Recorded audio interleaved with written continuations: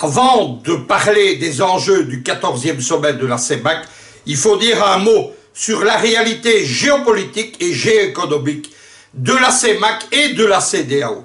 J'ai attendu dans un débat hier qu'on louait une CEDEAO qui serait en train de gagner contre une CEMAC qui serait en train de stagner. On a en particulier sur un plateau d'Afrique Média, dont, rappelons-le quand même, l'Afrexit CFA est le grand combat, on a loué notamment la Côte d'Ivoire et la politique de Ouattara. Il faut donc que nos téléspectateurs comprennent quelque chose. Il y a deux réalités divergentes au niveau géopolitique, c'est-à-dire la suggestion à la France-Afrique de Paris, et au niveau géoéconomique, c'est-à-dire le rapport au franc CFA, il y a une réalité de la CEDEAO et une réalité de la CEMAC. La CEDEAO, elle peut être caractérisée comme un bloc pro-français, pro-France-Afrique. Elle regroupe les chefs d'État africains qui sont les alliés de Paris, le roi du Maroc qui vient d'intégrer la CEDEAO. Il ne faut pas en parler comme d'un projet, les traités sont signés, on est en train de mettre au point simplement les arrêtés d'application et notamment ceux concernant la future monnaie unique de la CEDEAO. Je vais revenir là-dessus. Il y a également dans ce bloc Ouattara et la Côte d'Ivoire. Nos téléspectateurs savent le rôle qu'ils jouent dans la défense du CFA. Il y a encore quelques jours, il a loué cette superbe monnaie qui servirait l'intérêt des Africains. Il y a également le Sénégal de Macky Sall, qui est la porte d'entrée militaire des Occidentaux en Afrique.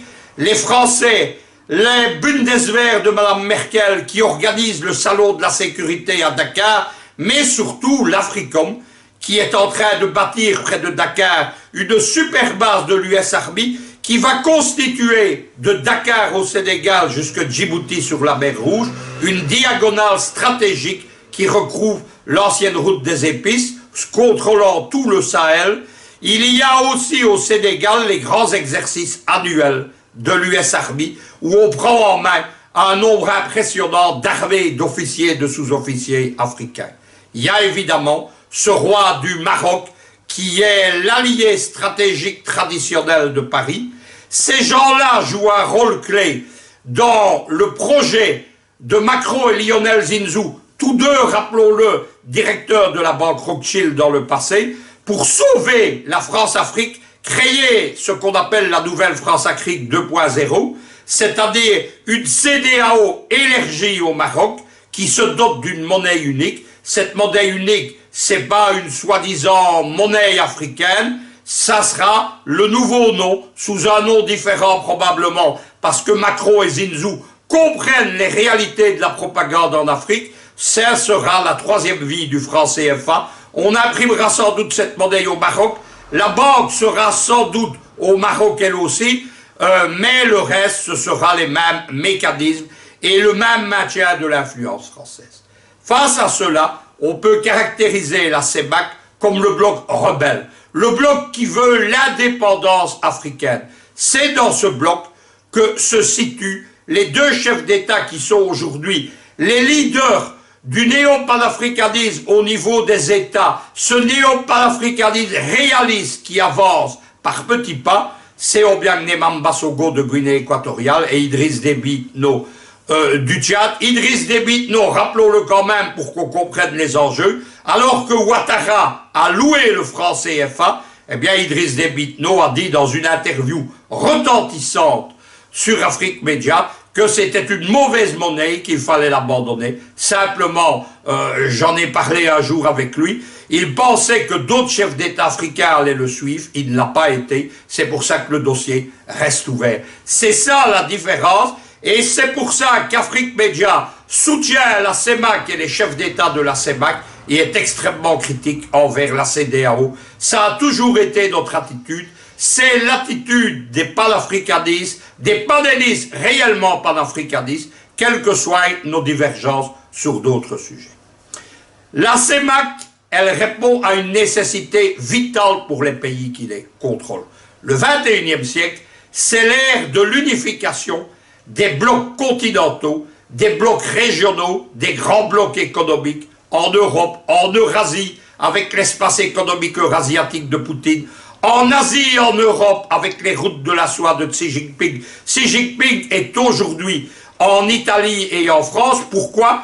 Parce que Xi Jinping veut arracher l'Union européenne des mains du bloc américano-atlantiste et le tourner économiquement aujourd'hui, géopolitiquement demain, vers l'Eurasie, vers Moscou et vers Pékin. Au sein de cette ère des blocs, où la CEDEAO va se constituer en un bloc pro-occidental, où d'autres tentatives existent dans le monde, en Amérique latine, en Amérique du Nord, où Trump renégocie l'ancien accord ALENA à son profit avec le Canada et le Mexique, évidemment, les pays de la CEMAC doivent former un bloc, et ils doivent commencer par unifier ce bloc, libre circulation des personnes et des biens, frontières douanières, liberté douanière à l'intérieur des blocs, éventuellement se diriger vers un accord monétaire à défaut d'une monnaie unique.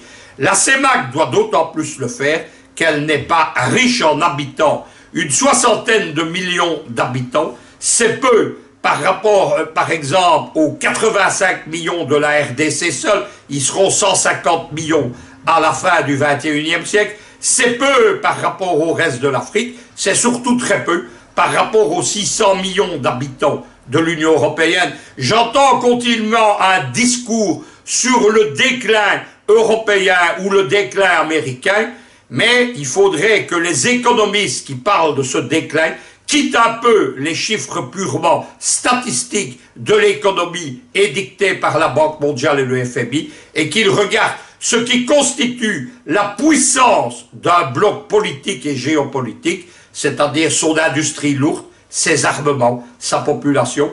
L'Union européenne, c'est 600 millions d'habitants. L'Eurasie de Poutine, c'est plus de 300 millions. La Chine est là, qui se dirige vers ses 2 milliards. On ne parle pas des autres pays asiatiques. Il y a l'Inde également. Il y a même ces Américains dont on se moque. Ils sont quand même presque 350 millions. Si on ajoute le Canada et le Mexique, ils sont à un demi-milliard. La CEMAC, au milieu de tout ça, elle doit peser le plus possible. Chaque pays pris individuellement, et même le Cameroun avec ses 25 millions d'habitants, a peu de chances de s'en sortir dans la jungle qu'est aujourd'hui la négociation, la globalisation néolibérale. Le sommet de N'Djamena, le 14e sommet de la CEMAC, il a vu ses objectifs définis par Idriss Déby Itno. C'est pas un hasard. Idriss Déby Itno, c'est une des locomotives de la CEMAC.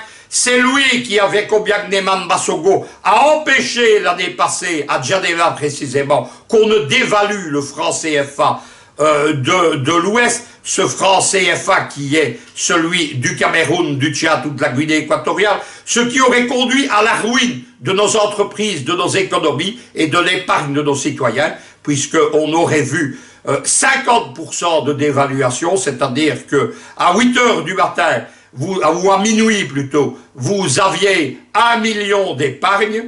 À minuit une, la dévaluation effectuée au jour zéro, vous avez à ce moment-là 500 000 francs CFA. C'était de la spoliation. C'est à ça que Déby et Obiang, qui ont guidé les autres, ont dit non. Que veut Idriss Déby Itno? Il veut qu'on harmonise la CEMAC. Il veut qu'on l'harmonise sur le plan économique, ce que je vous expliquais, que l'intégration avance cette fois-ci d'une façon réelle. Il veut que les pays de la CEMAC offrent un front uni face au FMI, face aux mesures d'ajustement et de contrôle de celui-ci, face à la volonté qui reste entière de Madame Lagarde, de la fraction française du FMI, qui, bien entendu, est aux ordres de Macron et de Paris, de mener à bien dans le futur cette dévaluation. Enfin, Idriss Déby Itno se souvient qu'il est le leader militaire de la coalition contre le terrorisme, celui de Boko Haram, celui d'AQMI dans le Sahel, celui du djihadisme libyen sur les frontières de la Libye, du Tchad et du Soudan, qu'il est en train de nettoyer avec l'aide d'Haftar en Libye et avec celle du maréchal al-Sisi qui préside aujourd'hui l'Union africaine. Eh bien, Idriss Déby dit que pour évoluer économiquement, il a raison de le dire, il faut un environnement de sécurité qui passe par l'élimination du djihadisme. Vous comprenez, ce sera mon mot de la fin, pourquoi en ce moment il y a tant d'attaques menées à Paris et au sein d'une diaspora comprador-tadjienne à Paris, qui manifeste comme celle du Cameroun ou celle d'Algérie contre son président, pourquoi il y a tant d'attaques contre Idriss Déby? Non, il faut déstabiliser celui qui est un des piliers non seulement de la CEMAC, mais de la lutte pour l'indépendance africaine.